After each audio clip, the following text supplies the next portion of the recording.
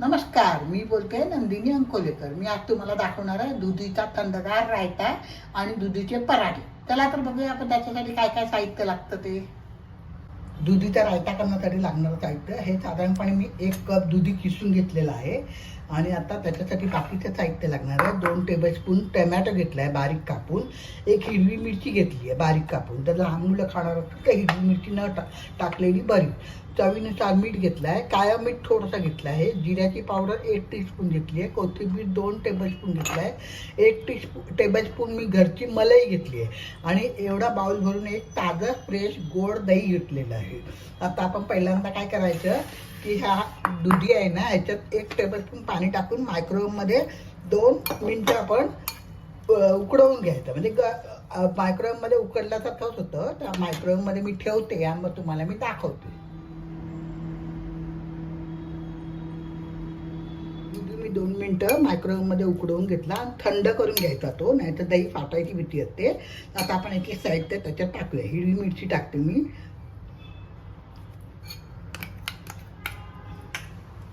चवीनुसार मीठ टाकायचं. आपण काळं मीठ पण टाकणार आहे थोडंसं. तर हे काळं मीठ टाकणार आहे थोडं. 1 टीस्पून मी काळं मीठ टाकले. टमॅटो टाकते बारीक कापलेला. चाट मसाला टाकते 1 टीस्पून. कोथिंबीर थोडंसं टाकायचं. दही टाकायचं.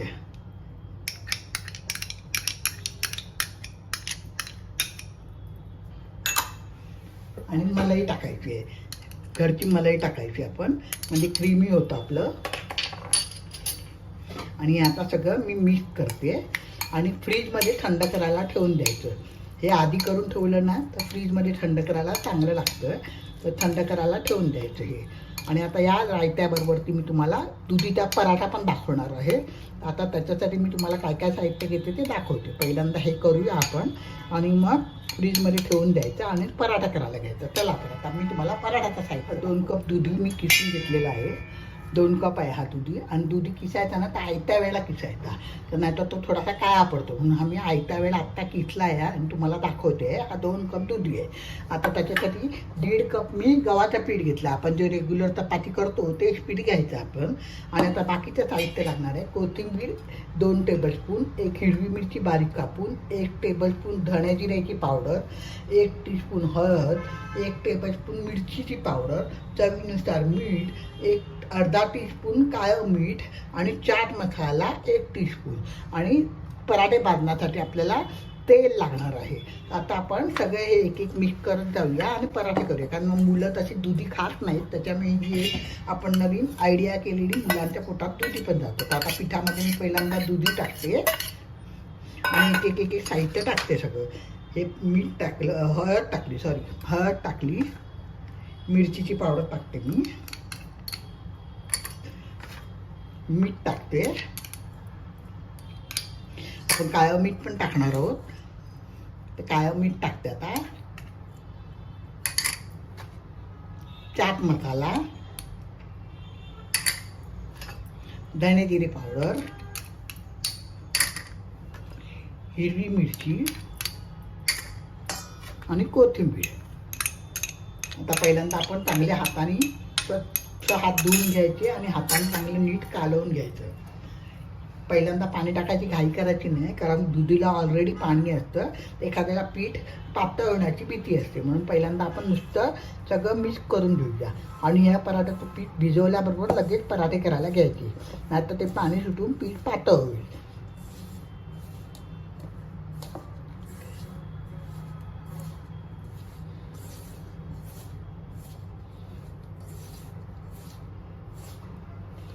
सगळं मिक्स करून घेतलं आहे. आता थोडं थोडं पाणी टाकून मी तुम्हाला पीठ भिजवून दाखवते. सगळं मिक्स झालं. मीठ वगैरे सगळीकडे मिक्स होतं त्याच्यामुळे. तर आता आपण थोडं थोडं पाणी टाकून मिक्स करूया आणि पीठ मळूया आणि लगेच पराठे करायला घेऊया. भिजवून झालं. आता थोडंसं 1 चमचा तेल हातावर घेऊन मी ते पिठामध्ये चोळते आणि पीठ जरा मळून घेते. लगेच पराठे करायला तुम्हाला दाखवते. पीठ मळून झालं माझं. आता पराठे करायला आपण तवा तापत ठेवलेला आहे. चला तर आता सुरुवात करूया आपण. एवढ्या पिठामध्ये 7 पराठे झाले आहेत. आता तुम्हाला मी लगेच लाटून भाजून दाखवते.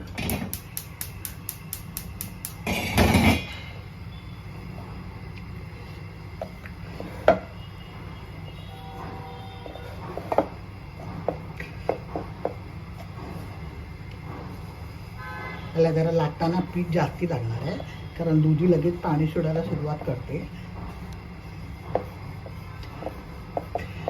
जास्त जाड नाही, जास्त पातळ नाही, असे हे पराठे लाटायचे. आपल्याला असं वाटत असेल तर साईडने जरा खडबडीत वाटतं ते, तर धबधब्याचं झाकणाने आपण कापायचं ते. मी काय कापणार नाही, मी तुम्हाला तसे दाखवते करून. तव्यावरती पराठा टाकल्याने तर दोन्ही बाजूनी तेल सोडून मी खरपूस भाजला.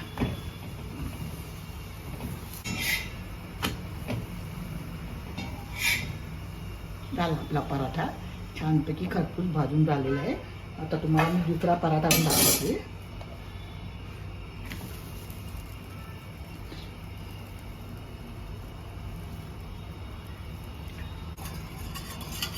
दुसरा पराठा भाजतोय.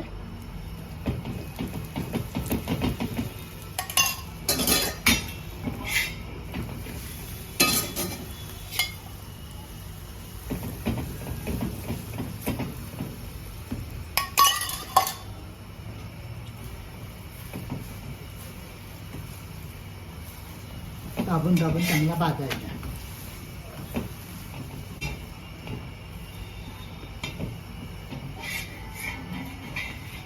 शर्यतीने हा दुसरा पराठा पण झाला आहे.